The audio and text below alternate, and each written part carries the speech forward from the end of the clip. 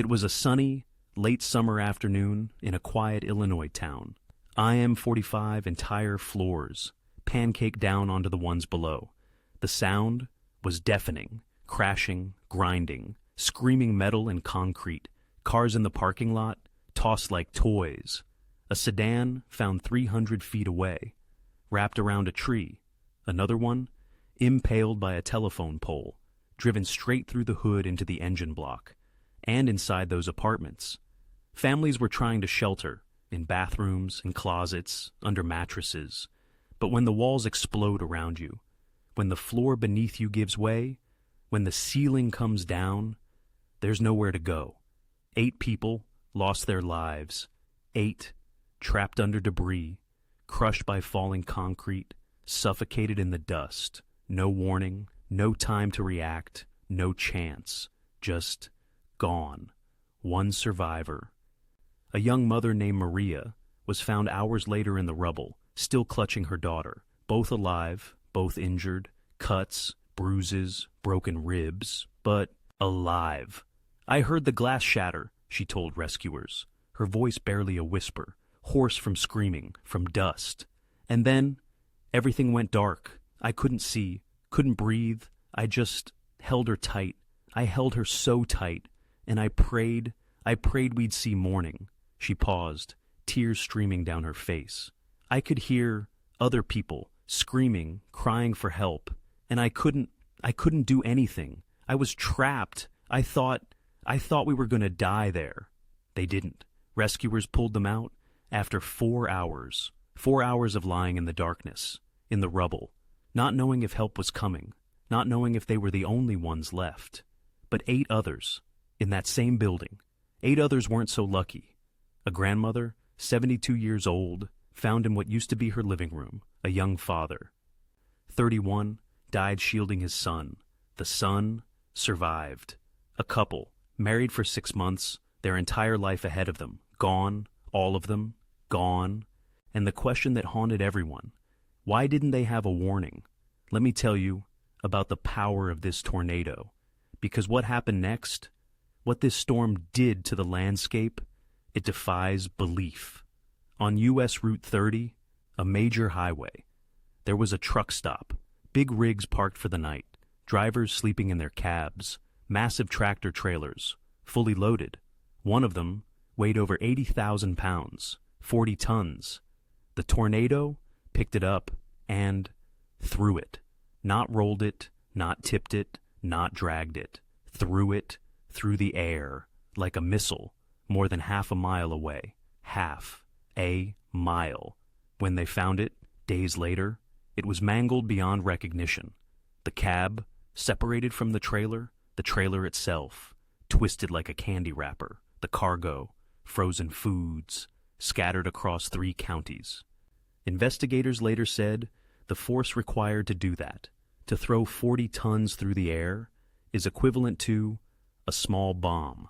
But the tornado wasn't done demonstrating its power. In the farmland southeast of Plainfield, there were cornfields, mature corn, 8 feet tall, ready for harvest, thousands of acres. The tornado stripped them, not just knocked them down, not just flattened them, stripped them down to bare earth. The stalks, ripped from the ground, roots and all. The ears of corn, gone, scattered, the topsoil, scoured away, down to clay, down to bedrock in some places. It looked like someone had taken a giant eraser and just wiped the earth clean. Aerial photos showed the path, a perfectly straight line of destruction. Everything on either side, untouched, green, normal, but in that half-mile wide path, nothing, just brown, bare, dead earth. Meteorologists who surveyed the damage later said they had never seen ground scouring this severe, not in Oklahoma, not in Kansas, not in Alabama, not anywhere. One researcher, Dr. Ted Fujita himself, the man who created the Fujita scale, came to survey the damage. He stood in the middle of a cornfield, or what used to be a cornfield, and he said, "This is the work of nature's most violent force, operating at its absolute maximum potential. This is What happens when the atmosphere decides to show us just how small we really are? F5, the highest rating. Wind speeds over 260 miles per hour. Some estimates put it at 280, maybe even 300. Winds strong enough to strip asphalt off roads. Winds strong enough to drive straw through telephone poles. Winds strong enough to erase everything. And through all of this, through the destruction of Wheatland Plains, through Plainfield, through Peerless Estates, Lily Cache, Crystal Lawns, through the apartment complex in Crest Hill, through the cornfields and highways, not a single tornado siren sounded, not one. Oh, some people heard sirens after the fact. Fire trucks, ambulances, police cars rushing to the scene, the wail of emergency vehicles flooding the area. But a tornado warning siren, the kind that tells you, take shelter now, this is not a drill, nothing, just silence. And then the roar, and then destruction. Survivors described it over and over. We didn't know. We had no idea. I thought it was just a thunderstorm. My kids were playing outside. If I'd known, if someone had told me, the guilt, the anger, the sheer disbelief. How could this happen? How could a tornado this big, this violent, this deadly strike without warning? By the time the National Weather Service issued the tornado warning at 3:45 p.m., the tornado had already lifted. It was over. The warning came 17 minutes. Too late. 17 minutes. In tornado time, that's an eternity. In those 17 minutes, you could have taken shelter, grabbed your kids, gotten to the basement, hidden for 29 people. Those 17 minutes meant everything. It was the difference between life and death. Near Woodlawn Avenue and Campbell Street, in Joliet, at approximately 3:45 p.m., the tornado finally lifts. The funnel begins to rope out, narrowing, twisting, the rotation, slowing, the debris cloud settles, the wind dies down from 260 miles per hour to 100 to 50 to nothing, just silence, an eerie, unnatural silence, and in its wake, a 16-mile path of total, absolute destruction, from Oswego, through Wheatland Township, through Plainfield, through Lily Cache, Peerless Estates, Crystal Lawns, through Crest Hill to Joliet. 16 miles in less than 30 minutes. 30 minutes that changed everything. The supercell continues eastward. It produces more rain, more lightning, more storms. But the tornadic phase, that is done. And now the true horror begins to reveal itself.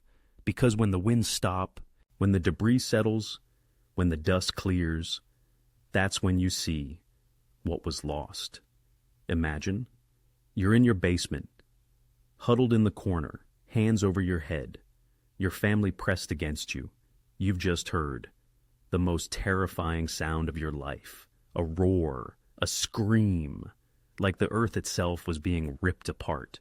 Your ears are ringing, your hands are shaking, your heart pounding so hard you think it might burst out of your chest. The sound stops. Silence. You wait. 1 minute, 2 minutes. Is it over? Is it safe? You climb the stairs, slowly, carefully, each step, creaking under your weight. You reach the door to your kitchen. You open it, and your house is gone. Not damaged, not partially destroyed. Gone. Where your kitchen used to be, open sky, blue sky, clouds drifting by, like your ceiling just vanished. Where your living room was, debris, twisted wood, shattered glass, insulation hanging from tree branches, your couch, in your neighbor's driveway, your refrigerator, 3 houses down, and you just stand there, unable to process, unable to comprehend, because 5 minutes ago you had a home, and now you have a concrete slab, and that's it. This was the reality. For hundreds of families, over 1,000 homes, damaged or destroyed, and those numbers, they're probably low. Because how do you count homes when entire subdivisions are just erased? 470 homes, completely destroyed, foundations swept clean, nothing left but memories and insurance claims. Over 500 more, severely damaged, roofs gone, walls collapsed, uninhabitable. The damage estimate?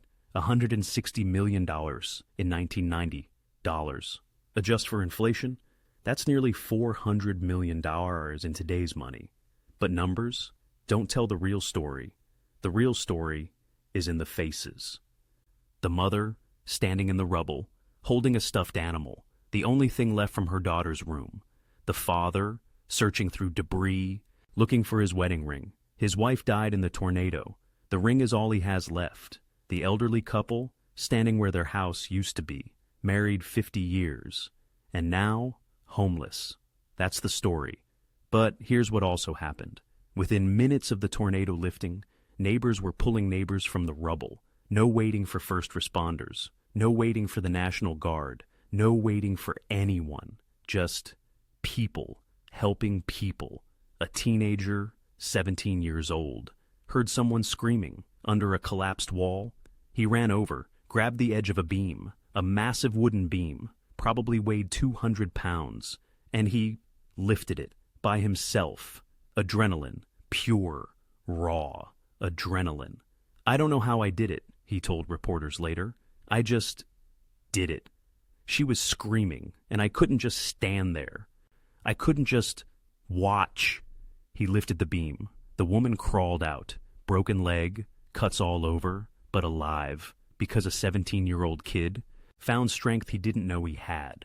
Across Plainfield, stories like this emerged. A retired firefighter organized a rescue team from his neighbors, 20 men and women, armed with nothing but chainsaws and crowbars and will. They went door to door, or what was door to door. Are you okay? Can you hear me? We're here to help. Pulling people from basements, cutting through debris, carrying injured residents to safety. A nurse, off-duty, turned her intact basement into a makeshift triage center, bandaging wounds, stopping bleeding, keeping people alive until ambulances could arrive.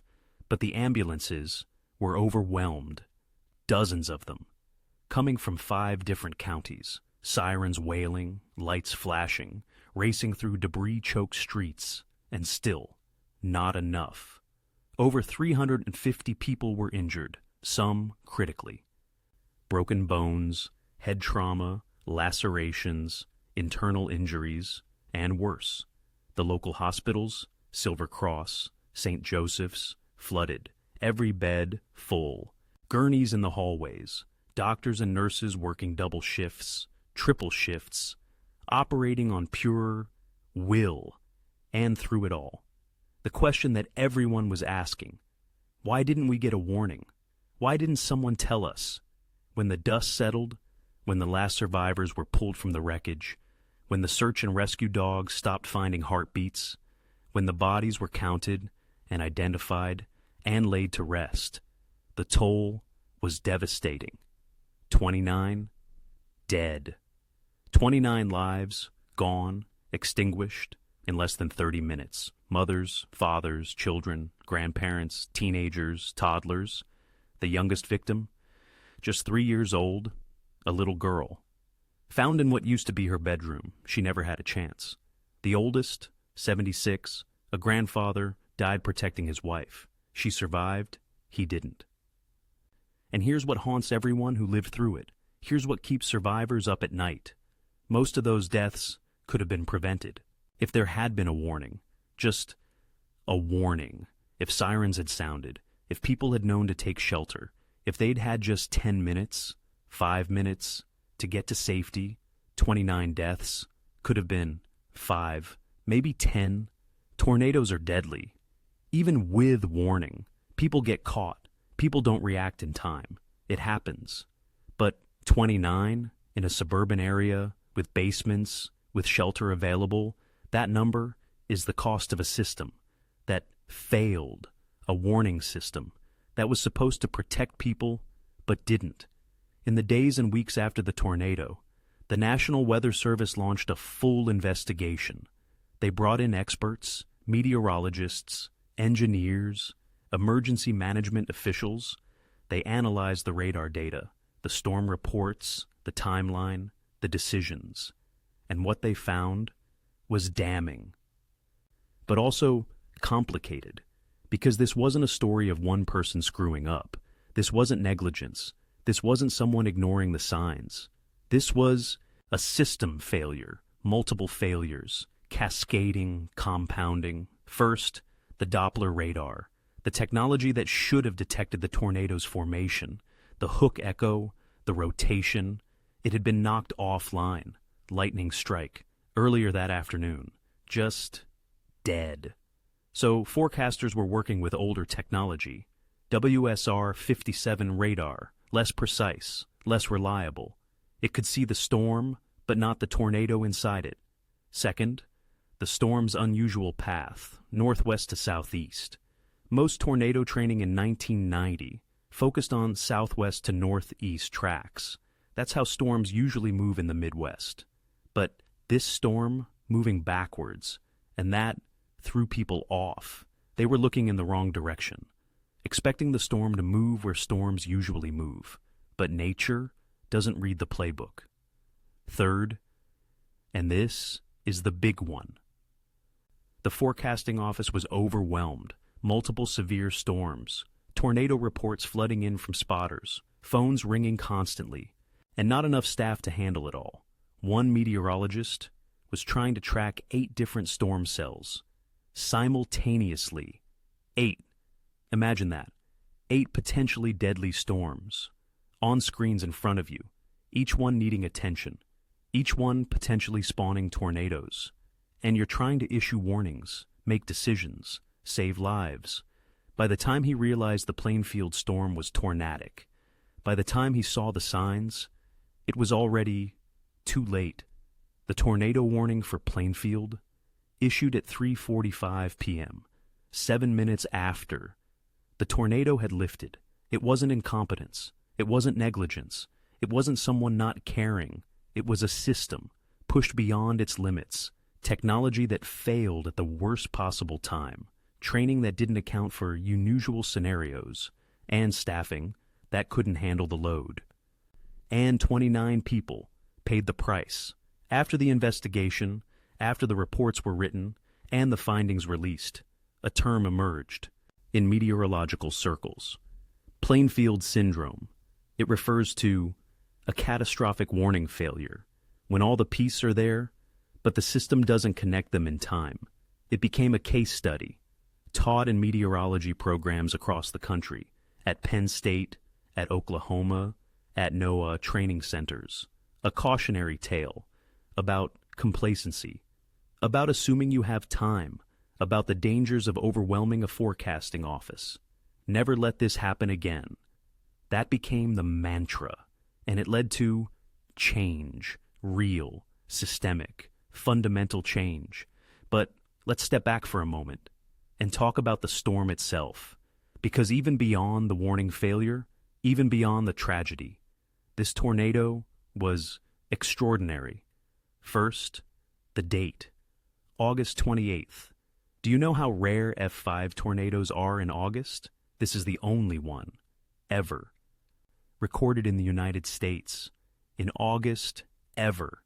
F5 tornadoes typically happen in spring, April, May, early June, when the jet stream is active, when cold Canadian air clashes with warm Gulf moisture, when wind shear is strong. But late August, the atmosphere should be stable, summer heat, weak jet stream, low shear. This tornado defied the calendar. Second, the path, northwest to southeast, completely backwards from typical severe weather patterns in Illinois. Storms here move southwest to northeast. It's just how it works, the jet stream, the flow.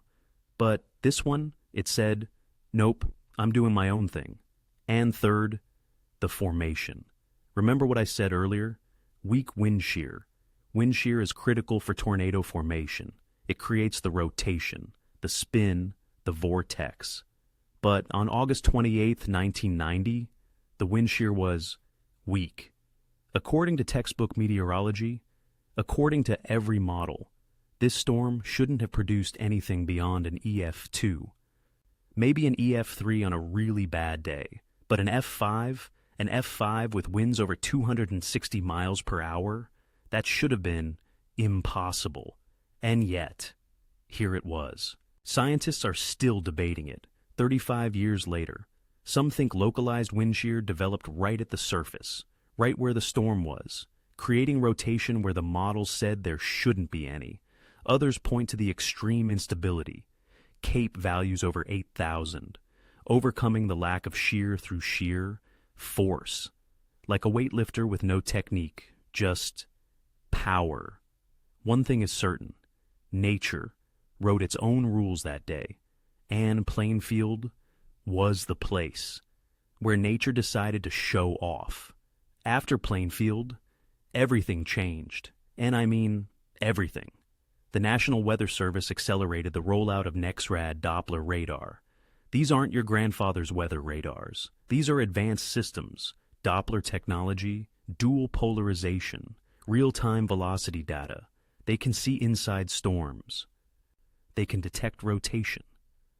Hook echoes, debris signatures.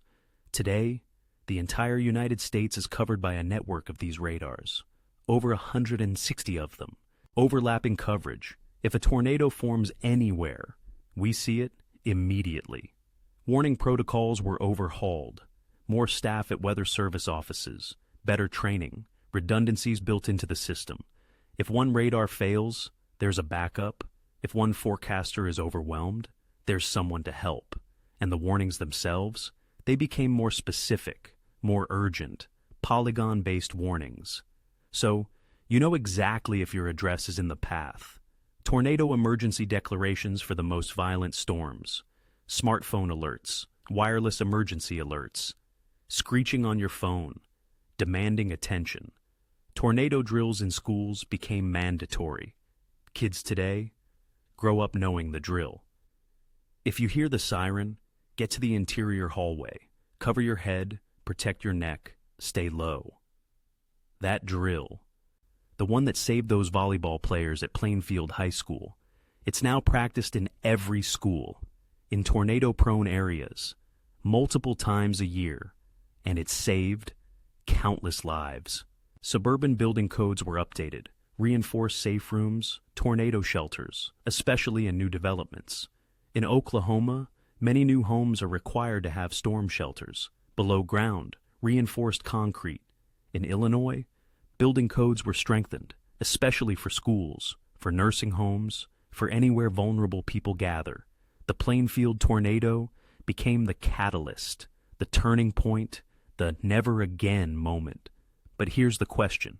If it happened today, if the same storm formed, on the same unusual track, with the same intensity, would it be different?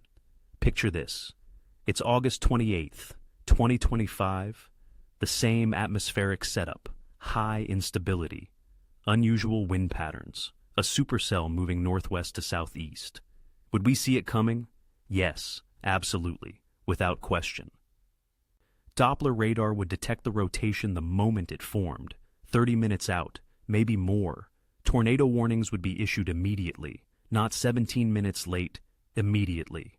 Smartphones across Will County would scream with emergency alerts. Tornado warning! Take shelter now! This is not a drill. Sirens would wail, every siren, all at once. Local TV stations would break into programming, weathercasters showing the exact path, street by street. If you live on Route 30, if you're in Plainfield, if you're in Crest Hill, take shelter now. Would people die? Probably.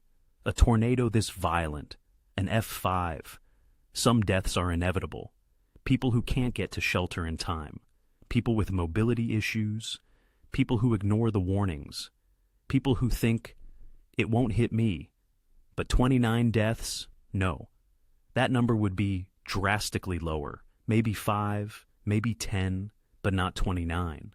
The technology exists now to save lives. The warning systems work. But here's the uncomfortable truth. Plainfield is more populated today than it was in 1990. Those subdivisions that were destroyed, they were rebuilt, bigger, denser, and more were added. The same tornado path today would hit twice as many homes, twice as many people. We've built better warning systems, but we've also put more people in harm's way. We've paved over more farmland, built more subdivisions, put more families directly in the path of Tornado Alley. So the question isn't, could it happen again? The question is, when will it happen again? Every year, on August 28th, at exactly 3:28 p.m., the town of Plainfield pauses, traffic stops, conversations stop, life stops for 1 minute, a moment of silence at the memorial site where the names of the 29 victims are engraved in stone, black granite, polished, reflecting the sky above. Survivors gather, families who lost loved ones, first responders who pulled people from the rubble, neighbors who held each other and wept. They share stories, they cry, they remember. One survivor, a woman now in her 50s, told me her story. I was 16 when it happened. I was at the high school, in that hallway. I heard the gym collapse, and I knew if we'd been in there, we'd all be dead. She paused, took a breath, her hands still shaking after all these years. I think about it every day, every single day, the sound, the fear, the way the walls were shaking, the way my friends were crying. Another pause. But also the miracle that we survived, that I'm here, that I got to grow up, get married, have kids, all because we were in that hallway. Another survivor, a father who lost his home but not his family. We rebuilt. It took years. The insurance fought us. The contractors were slow. We lived with family, with friends, in a tiny apartment. He smiled, sad but strong.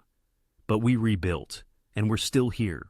Plainfield is still here, stronger, tougher. We learned that homes can be replaced, but family, that's everything. At the end of the day, this story is about power, the power of nature. Wind speeds over 260 miles per hour, energy equivalent to multiple atomic bombs concentrated into a funnel half a mile wide, moving at 60 miles per hour, unstoppable, uncontrollable, undeniable. But it's also about vulnerability. We build homes, we create communities, we plant roots, we pave over fields. We assume we're in control. We assume that we decide where to live, where to build, where to raise our families. But we're building on land that nature has been sculpting for millions of years. The Great Plains, Tornado Alley, Illinois, Indiana, Missouri, Oklahoma, Kansas. These places have always had tornadoes. Long before we arrived, the Native Americans who lived here, they knew. They called tornadoes the storm that walks. They didn't build permanent structures in certain areas. They understood the land. They respected it. But we, modern humans, we pave over cornfields. We build subdivisions. We plant schools and churches and shopping malls. We assume that technology will protect us, that warnings will save us, that we're smarter than nature. And sometimes we are. Sometimes the warnings work, the sirens sound, people take shelter, lives are saved. But sometimes nature reminds us that we are not in control, that all our technology, all our preparation, all our hubris means nothing when the wind decides to blow. If there's one lesson from Plainfield, one thing we should take away from those 29 lives lost, it's this. Respect the power of nature. Don't underestimate it. Don't ignore it. Don't think, it won't happen to me. Prepare for the worst. Have a plan. Know where your shelter is. Keep supplies, water, first aid, flashlights, and never assume you're safe. The The tornado that hit Plainfield was a 1 in a million event, the only F5 in August, ever. An unusual track, weak shear conditions. Everything about it was wrong. It shouldn't have happened, but it did. And that's the thing about tornadoes, about hurricanes, about earthquakes and floods and wildfires. They don't follow the rules. They don't care about statistics. They don't ask permission. They just happen. And when they do, all you can do is take shelter, hold your loved ones, pray, and hope that the warning comes in time. I want to leave you with one final story. At Plainfield High School, in that hallway where those volleyball players took shelter, there's a plaque now, bronze, mounted on the wall. It reads, "On August 28th, 1990, nature showed us its fury. But in this hallway, we found our courage. We survived, we remember, we endure." Below it, the names of the students who were there that day, the ones who made it, the ones who lived. I spoke to one of them recently, Sarah. She's a teacher now, ironically, at the same school, Plainfield High. "Do you think about it?" I asked her. "Every time you walk through that hallway?" She nodded, slowly, her eyes distant, remembering. Every day, every single day, I walk past that plaque, and I remember the sound, the fear, my friends crying, the coach yelling, the gym collapsing. Does it scare you? Living here, working here, knowing it could happen again? She smiled, sad but resolute. "No, it doesn't scare me. It reminds me. It reminds me to live, to appreciate every moment, every breath, every sunrise, because I know how fast it can all be taken away." She paused, looked me in the eye. "We can't stop the storms. We can't control nature, but we can face it. Together, we can prepare, we can warn each other, we can save lives." Another pause.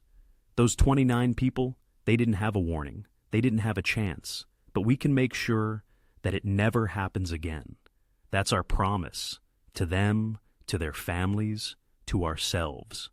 On August 28th, 1990, a tornado struck Plainfield, Illinois, without warning, without mercy, without hesitation.